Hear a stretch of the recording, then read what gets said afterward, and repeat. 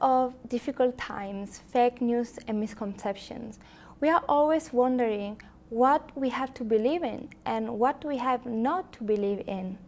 Of course, we need some kind of standards and some kind of notions to identify what is good for us, what is true for us, and what is not.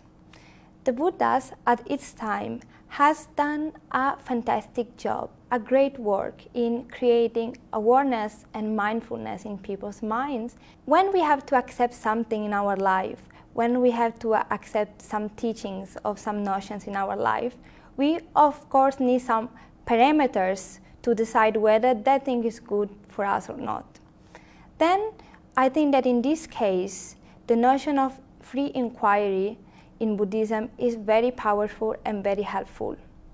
When I just got in contact and I approached Buddhism, I was extremely interested and extremely surprised by the greatness of Kalama Sutta.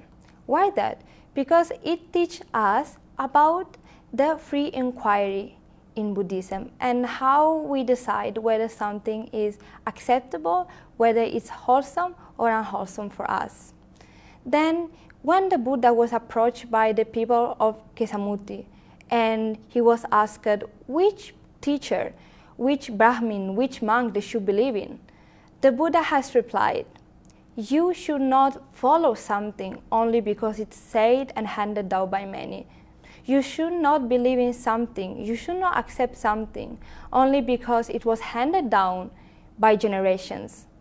You should not accept or believe in something only because other people tell you that that teacher is good, that teacher is great, that teacher is wise. You have even the right to question your own teacher, your own master if needed." At those times, those teachings really enlightened me, really shone in my heart. Because in the environment where I was born in, there were not such kind of notions, such kind of people teaching me about that. So I think that what firstly attracted me and drawn me to Buddhism was that kind of free inquiry that is very rare in nowadays societies and even in all religions. That is the greatness and the uniqueness of Buddhism.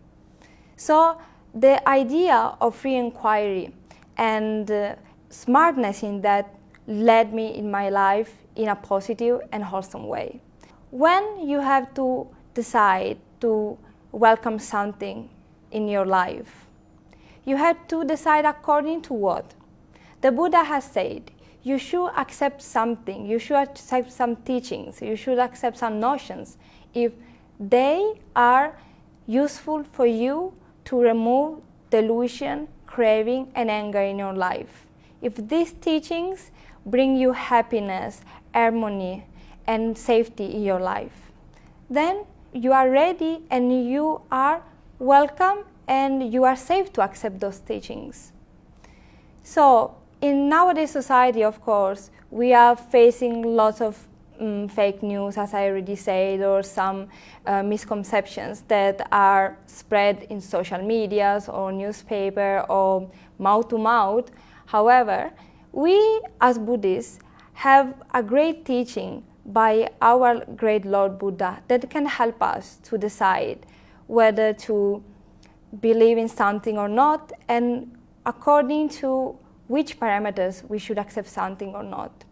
So the free inquiry in Buddhism helps us to create in ourselves a personal research rather than passive acceptance of something.